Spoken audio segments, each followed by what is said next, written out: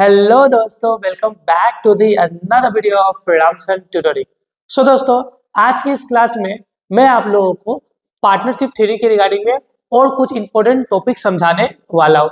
Previously classes में हम लोगों ने 3 मार्क्स, 5 मार्क्स और 8 मार्क्स के क्वेश्चन को देखा था और आज के इस क्लास में हम लोग 2 और 3 मार्क्स के क्वेश्चंस को पढ़ेंगे जो आपके आने वाले एग्जाम एचएस फाइनल ईयर के लिए बहुत ज्यादा ही इंपॉर्टेंट होने वाला है। सो बिना किसी देरी के आज के धमाकेदार सेशन में स्टार्ट करता हूं। तो सबसे पहले भैया अपना टॉपिक है what is joint life policy, कि भाई जॉइंट लाइफ पॉलिसी क्या होता है। तो एक सिंपल भाषा में देखो, लाइफ पॉलिसी का मतलब किसी पर्सन का रिस्क को कवर करता है। ठीक है, अगर वो उसे कुछ हो जाए, वो मर जाए, तो उसका फैमिली मेंबर को क्या मिल जाता है, उसका पैसा मिल जाता है। ठीक है, तो उसी तरह पार्टनर्स भी क्या करते हैं ना, एक जॉइंट लाइफ पॉलिसी ले लेते हैं। सिंगल पॉलिसी नहीं, जॉइंट लाइफ पॉलिसी। जैसे कि ए बी सी 3 पार्टनर है ना, तीनों मिलके एक जॉइंट लाइफ पॉलिसी ले लिए। ठीक है, अब क्या होगा, जब मान लो ए मर गया, लेट सपोज ए मर गया, तो उस टाइम में बी और सी को रिमेनिंग पैसा देना पड़ता है, नहीं देना पड़ता है। तो उस टाइम में बिजनेस में बर्डन बहुत ज्यादा पड़ेगा। इसके लिए ए बी सी तीनों ने क्या किया, जॉइंट लाइफ पॉलिसी ले लिया।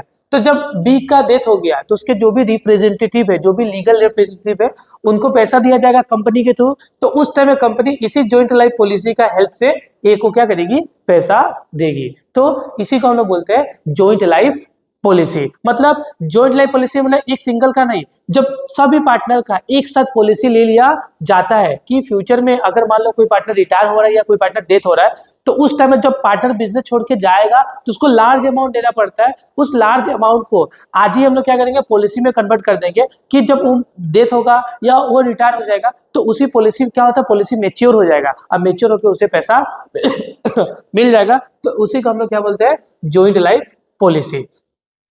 तो joint life policy is a policy which is decided by the partners of the firm on the joint lives of the other partners। इसमें क्या होता है कि joint life policy में सभी पार्टनर्स मिलके क्या करते हैं, एक पॉलिसी लेते हैं। ठीक है, the purpose of the joint life policy is to reduce the financial burden। Financial देखो, फ्यूचर में जो फाइनेंशियल बर्डन होने वाला है तो उसको खत्म कम करने के लिए हम लोग क्या करते हैं, जॉइंट लाइफ पॉलिसी लेते हैं। On the form at the time of the payment of the large some of the legal representative of the disease partner. अगर मान लो डिजीज पार्टनर, जो मान लो कि यहाँ पे क्या हो गया, तो ए मर गया मान लो, तो उस टाइम में ए को तो पैसा देना पड़ेगा ना उसका लीगल रिप्रेजेंटेटिव को, तो उसी जॉइंट लाइफ पॉलिसी की हेल्प से ए को पैसा पे किया जाएगा। इससे बिजनेस में आपका कोई भी हेम्पर पड़ेगा नहीं। The insurer receives the pay out when the after the death of his insured partner. ठीक है, तो इसे हम लोग बोलते हैं जॉइंट लाइफ पॉलिसी। ये भी आपके एग्जाम में आया हुआ है। ठीक है, अब हम लोग का नेक्स्ट टॉपिक क्या है भाई, नेक्स्ट टॉपिक ये है mention 3 situation. Mention 3 situation under which A form में बी डिसॉल्व विदाउट इंटरवेंशन या इंटरप्शन बाय द कोर्ट। मतलब कोर्ट कोई इंटरवेंशन या इंटरप्शन मतलब हस्तक्षेप नहीं करेगा। ठीक है, फिर भी कंपनी ऑटोमेटिक क्या हो जाएगा, खत्म, डिसॉल्व हो जाएगा। ठीक है, A firm may be dissolved without court intervention in the following situation। पहला बात, म्यूचुअल एग्रीमेंट। अगर मान लो ए बी सी 3 पार्टनर है, अब तीनों सोच रहे कि ना बिजनेस को बंद कर देना ही सही होगा।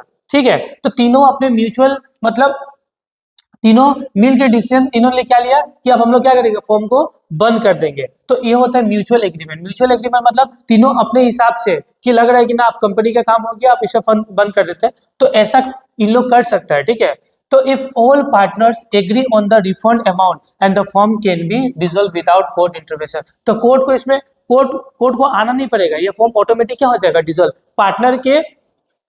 पार्टनर के हिसाब से फॉर्म अपने आप क्या हो जाएगा, डिसॉल्व हो जाएगा। इसमें कोर्ट का इंटरवेंशन या इंटरप्शन का दरकार नहीं है। ठीक है, फिर नेक्स्ट आपका है कंप्लीशन ऑफ टास्क। अगर मान लो पार्टनरशिप बिजनेस जिस काम के लिए बनाया गया था, अगर वो काम ही पूरा हो गया तो फिर भी क्या होगा, पार्टनरशिप फॉर्म क्या हो जाएगा, डिसॉल्व हो जाता है। If a partnership was form for a specific task और objective the form will be dissolve automatically, the task is completed. मान लो एबीसी ने कोई प्रोजेक्ट लिया था और ये प्रोजेक्ट मान लो कोई बिल्डिंग बनाना था, ये बिल्डिंग बन गया, बिल्डिंग रेडी है, काम खत्म, पार्टनरशिप फॉर्म खत्म। ठीक है, इस तरीके से भी कंपनी क्या होता है, बंद हो जाता है। फिर fix term partnership. Fix term मतलब देखो यहाँ पे क्या लिखा हुआ है, if a partnership was form for a fix term it will be dissolve once the term ends. मान लो ये पार्टनरशिप बनाया गया था 2 साल के लिए, जब 2 साल जैसे खत्म होगा पार्टनरशिप क्या हो जाएगा, ऑटोमेटिक बंद हो जाएगा। तो ये था आपका ये वाला। अब नंबर 3 देखो, what do you what do you mean by hidden goodwill? भैया हिडन गुडविल क्या होता है? हिडन मतलब छिपा हुआ गुडविल।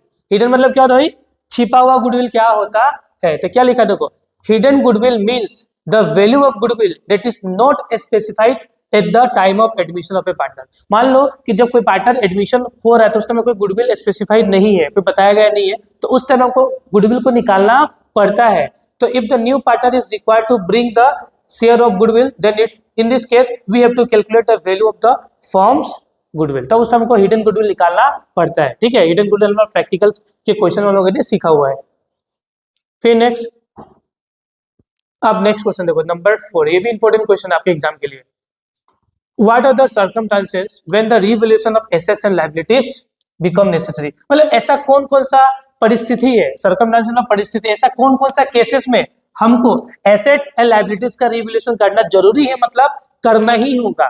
तो भाई देखो, जब भी कोई पार्टनर बिजनेस में एडमिशन होगा तो क्या होगा, पूरा बुक्स ऑफ अकाउंट मतलब ओल्ड एग्रीमेंट खत्म होगा और नया एग्रीमेंट बनेगा। मान लो let's suppose A B C 3 partner थे, ठीक है, लेट्स सपोज अगर मान लो यहाँ पे नया पार्टनर एक डी बिजनेस में आ रहा है, तो इन लोगों के बीच जो ओल्ड एग्रीमेंट था उसको खत्म करना होगा और न्यू एग्रीमेंट बनाना होगा डी के आने के बाद। ठीक है, तो उस टाइम में बिजनेस के बाद जो भी एसेट होगा या जो भी लाइबिलिटीज होगा उसको फिर से रीअसेस, मतलब अभी उसका वैल्यू कितना, जो भी वैल्यू होगा उस टाइम में पार्टनर्स को दे दिया जाएगा, जो भी लॉस होगा पार्टनर्स को दे दिया जाएगा। इसलिए लाइबिलिटी मतलब इसीलिए क्या करता है, एसेट और लाइबिलिटीज का क्या रिवैल्यूएशन किया जाता है। मान लो फिर से समझ लो एक बार, जैसे कि ए बी सी 3 पार्टनर थे, अब इन्होंने सोचा कि हम डी को एक नया पार्टनर बिजनेस में इन्वॉल्व करेंगे, तो एबीसी के पास पहले एक एग्रीमेंट बना होगा।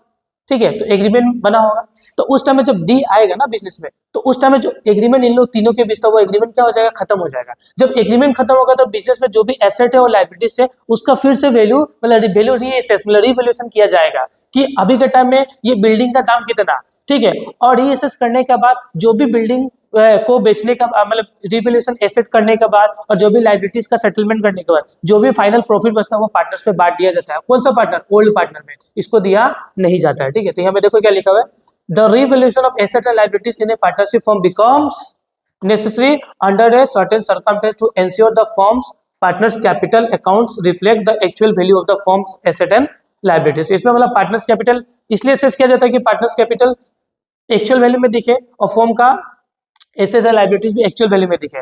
Revaluation helps in updating the financial position of the firm. Revaluation करने से फाइनेंशियल फर्म का फाइनेंशियल पोजीशन क्या होगा, अपडेट हो जाता है।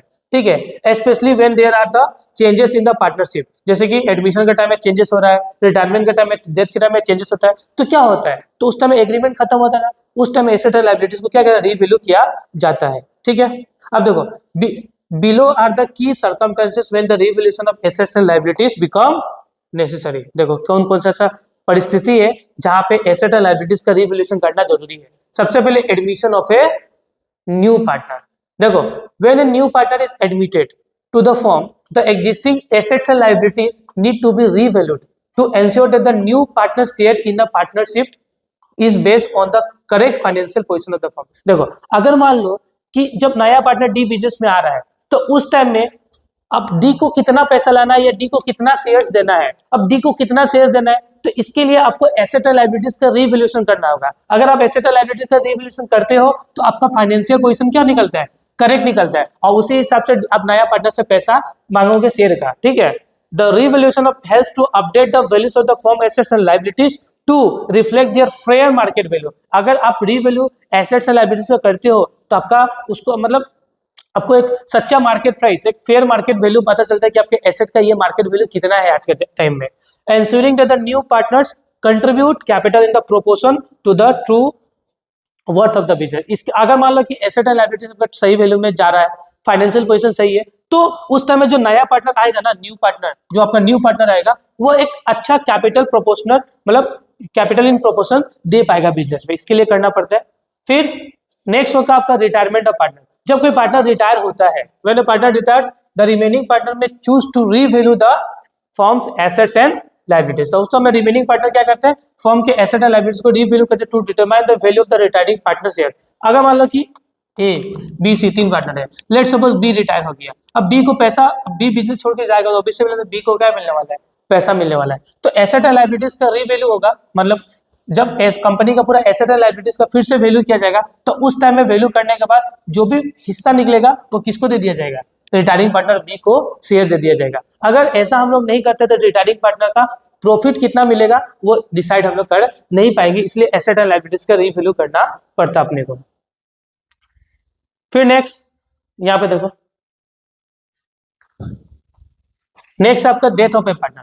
वही उसी तरीके से जब पार्टनर जैसे कि रिटायरमेंट में था, अगर पार्टनर बिजनेस छोड़ के जा रहा है तो उसको भी उसका प्रॉफिट का हिस्सा मिलना चाहिए नहीं मिलना चाहिए, ऑब्वियस बात है मिलना चाहिए। तो ऑब्वियस बात है जब प्रॉफिट में हिस्सा मिलना चाहिए तो एसेट एंड लायबिलिटीज को रीवैल्यू करेंगे तो बिजनेस का ट्रू फाइनेंशियल पोजीशन पता चलेगा और उसके बाद हम लोग उस पार्टनर्स को पैसा दे पाएंगे कि उसको उसका रियल में कितना हिस्सा बनता है प्रॉफिट का। ठीक है, उसके बाद last change in profit sharing ratio among the partner. मान लो पहले पार्टनर्स का रेशियो था 2:2:1, मान लो अब रेशियो बन गया ए बी सी का, अब रेशियो बन गया 1:2:3, ऐसा रेशियो बन गया। तो पहले एग्रीमेंट ये था, अब एग्रीमेंट ये हो गया। जब एसेट एंड लायबिलिटीज का रीवैल्यू जब मान लो प्रॉफिट का फॉर्म का प्रॉफिट शेयरिंग रेशियो क्या हो रहा है, यहाँ पे चेंज हो रहा है। पहले 2:2:1 था, अभी फॉर्म का प्रॉफिट शेयरिंग रेशियो क्या है 1:2:3 है। तो जब प्रॉफिट शेयरिंग रेशियो चेंज होगा तो एसेट एंड लायबिलिटीज का भी वैल्यू को क्या करना होगा, रीवैल्यू करना होगा, देखना होगा कि पहले के हिसाब से कितना था और उसके हिसाब से जो भी था उसको डिस्ट्रीब्यूट कर देना होता है पार्टनर्स पे। ठीक है, तो इस तरीके से आपको हो गया change in profit sharing ratio में भी आपका क्या हो गया, विदाउट कोर्ट का इंटरवेंशन से के मतलब कोर्ट इंटरवेंशन नहीं भी करेगा तो आपको क्या करना होगा, रिवैल्यूएशन करना होगा एसेट एंड लायबिलिटीज का। ये हम लोग का क्वेश्चन था। ठीक है, फिर अब देखो ये हम लोग का हो गया। अब हम लोग का आएगा 1 मार्क का क्वेश्चन जो आपके लिए बहुत ज्यादा इंपॉर्टेंट है फॉर 1 मार्क क्वेश्चन। ठीक है, ये बहुत इंपॉर्टेंट है फॉर 1 मार्क क्वेश्चन, बहुत ज्यादा इंपॉर्टेंट। देखो on admission unrecorded asset brought into account credited to the revaluation account. अगर मान लो जब एडमिशन हो रहा है और कोई एसेट क्या है, देखो जब अनरिकॉर्डेड एसेट का मतलब ऐसा एसेट जो बैलेंस शीट के बाहर है।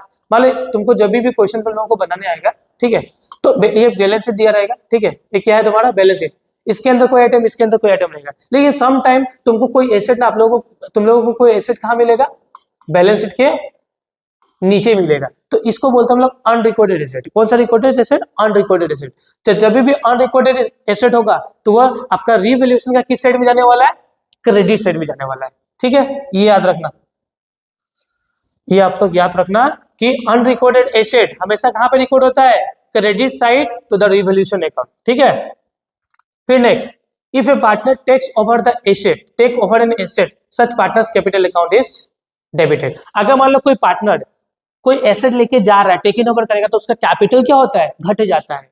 क्या होता है भाई, घट जाता है, इसीलिए उसको क्या किया जाता है, डेबिट किया जाता है। ठीक है, profit on revaluation of assets and liabilities is share by old partner in old ratio. देखो रिवैल्यूएशन करने का टाइम में जो भी प्रॉफिट होता है, रिवैल्यूएशन अकाउंट बनाते हो ना तुम लोग, तो रिवैल्यूएशन के टाइम में या तो प्रॉफिट निकलता है या तो क्या निकलता है, प्रॉफिट, या तो प्रॉफिट निकलेगा या तो क्या निकलेगा, लॉस। इस प्रॉफिट और लॉस को पार्टनर्स में बांटना पड़ता है किस रेशियो में, ओल्ड रेशियो में। तो यहाँ पे ओल्ड रेशियो लिखा हुआ है। Dissolution of form and dissolution of partnership are two distinct legal concept. True या फॉल्स, बेस्ट सवाल है ट्रू। कि मैंने कितना बार बता दिया तुम लोगों को कि dissolution of partnership form and dissolution of partnership दोनों अलग होता है। तो यहाँ पे क्या है, ट्रू है ये। ठीक है, कि डिसोल्यूशन ऑफ पार्टनरशिप अलग होता है, डिसोल्यूशन ऑफ पार्टनरशिप फॉर्म अलग होता है। फिर से देखो, when partners capital account is fix, मान लो पार्टनर्स का कैपिटल अकाउंट क्या है, फिक्स है, तो इसमें पार्टनर्स का करंट अकाउंट बनाया जाता है। ये भी मैंने तुम लोग को समझाया प्रैक्टिकल का टाइम में। फिर देखो यहाँ पे जो भी एमसीक्यूज बन रहा है ना भाई, वो पूरा का पूरा प्रैक्टिकल से ही बन रहा है। तो प्रैक्टिकल जिसका क्लियर है उसको एमसीक्यू समझने में ज्यादा हार्ड लगने वाला ही नहीं है। ठीक है, फिर goodwill is the extra earning capacity of A business. मैंने बताया ना कि गुडविल जो होता है ना वो बिजनेस के वैल्यू को क्या करता है, बढ़ा देता है, और कैपेसिटी ऑफ अर्निंग भी क्या बढ़ता है, बढ़ा देता है। नाम से ही पिकता है। ठीक है, unrecorded asset when realise are credited to the realisation account. इसी तरह जैसे कि यहाँ पे रिवैल्यूएशन अकाउंट में अनरिकॉर्डेड एसेट जाता था, अगर आप डिसोल्यूशन बना रहे हो, कोई एसेट अनरिकॉर्डेड है तो वो भी कहा जाएगा, रियलाइजेशन का किस साइड में जाएगा, आपका क्रेडिट साइड में, डायरेक्ट बेचना होता है एसेट्स को। ठीक है, interest on partners loan, partners जो बिजनेस में लोन देते हैं उसमें इंटरेस्ट क्या किया जाता है, पार्टनर्स लोन अकाउंट में डाला जाता है, credited to the partner's loan account. याद रखना आप लोग। ठीक है, फिर next, the amount due to retiring partner is transfer to his loan account. मान लो कि कोई पार्टनर बिजनेस छोड़ के जाता है, उसका पैसा कहाँ पे ट्रांसफर किया जाता है भाई? लोन अकाउंट में। और जो पार्टनर मर जाता है उसके कौन से अकाउंट में ट्रांसफर किया जाता है? एग्जीक्यूटर अकाउंट में, ये भी याद रखना, ठीक है। फिर नेक्स्ट देखो, उसका ये हो गया 9 हो गया था हम लोग का। फिर देखो, if old business is sold as going to the concern case, ठीक है, the balance is transfer to the realisation account, ठीक है, रियलाइजेशन बैंक अकाउंट, ये याद रखना। If a partner takes over the liability, अगर कोई पार्टनर लाइबिलिटी लेके चला जा रहा है, किसका? फर्म का, the partner's capital account is credit. अगर मान लो कोई पार्टनर्स लाइबिलिटी लेके जा रहा है, अगर कोई पार्टनर आज लाइबिलिटी लेके जाएगा लेकिन बाद में बोलेगा फॉर्म पैसा दो, जब फॉर्म पार्टनर्स को पैसा देगा तो पार्टनर्स का कैपिटल क्या होता है? बढ़ जाता है, और कैपिटल बढ़ने से क्या होगा? तुम्हारा क्रेडिट होगा, ठीक है। Partners act as an agent, partner हमेशा एक एजेंट के तौर पे काम करते हैं फॉर्म में, ठीक है। फिर नेक्स्ट देखो, इन द इवेंट ऑफ डेथ, अगर मान लो कोई मर गया, कोई पार्टनर मर गया, in the event of a death of a partner, general reserve is transfer to old ratio. General reserve कहां पे ट्रांसफर किया जाता है? ओल्ड रेशियो में ट्रांसफर किया जाता है, ठीक है। The deceased partner's executor is entitle to the share of profit for the period up to the death, true या फॉल्स? देखो, मान लो कोई पार्टनर, मान लो बी मर गया, ए मर गया, सॉरी ए मर गया, तो ए मान लो जब तक काम किया, मान लो ए काम किया है 1 सितंबर 2024 तक, मान के चलो, तो 1 सितंबर 2024 तक का प्रॉफिट को कैलकुलेट करना पड़ता है। तो यहाँ पे ये बात लिखा हुआ है अप टू हिज डेथ, ठीक है, तो ये क्या भाई? ट्रू है, ठीक है। The members of a partnership business are collectively known as firm. जब ए बी सी तीन पार्टनर अलग अलग है, मान लो ए बी सी तीनों अलग है, जब तीनों साथ में आ जाएंगे ना तो क्या बन जाएगा? फर्म बन जाएगा। In case of fix capital A partner capital always show a credit account, ठीक है, मतलब देखो, in case of fix capital में ए पार्टनर्स कैपिटल हमेशा कहां पे शो होता है? क्रेडिट में, ठीक है। Profit and loss account is also known as income statement. Profit and loss account को क्या बोला जाता है? इनकम स्टेटमेंट भी बोला जाता है। Interest on partner's capital is debited to the partner's capital account, true और फॉल्स? तो भाई फॉल्स। देखो क्या लिखा हुआ है, interest on partner's capital is debited to the partner's capital account, true और फॉल्स? भाई इंटरेस्ट मिलने से कैपिटल बढ़ता है तो क्रेडिट होना चाहिए, तो डेबिट हुआ है, तो क्या होगा तुम्हारा? फॉल्स होगा, ठीक है। Partner's loan account is paid before payment of capital, ठीक है, याद रखना। पार्टनर का loan account, partner's loan account is paid before payment of capital, याद रखना, फिल इन द ब्लैंक्स है, ठीक है। Interest on partner's capital is credited to partner's drawing, true और फॉल्स? तो भाई फॉल्स होगा। देखो यहाँ में लिखा ना, interest on partner's capital, partners को जो कैपिटल पे जो इंटरेस्ट मिलता है is credited to partner's drawing account नहीं होता है, फॉल्स है, ठीक है। Profit and loss on revaluation of asset and liabilities is distributed amongst to the old partner in sacrificing ratio, true or false? तो भाई false होता है। Profit and loss on revaluation old partner को old ratio में बांटा जाता है, sacrificing ratio में बांटा नहीं जाता है। इस तरीके से आपका पार्टनरशिप का थ्योरी होता है एंड, जिसमें हम लोगों ने 2 मार्क्स और 3 मार्क्स का क्वेश्चंस को देखा है। आई होप आप लोगों को वीडियो अच्छा लग रहा होगा, अगर लग रहा है तो अपने दोस्तों के साथ शेयर कीजिए प्लीज, ठीक है। मिलता है हमारे नेक्स्ट वीडियो में, जहां पे मैं आपका सेकेंड बुक का थ्योरीज को पढ़ाने वाला हूं। मिलते हैं हमें हमारे नेक्स्ट क्लास में।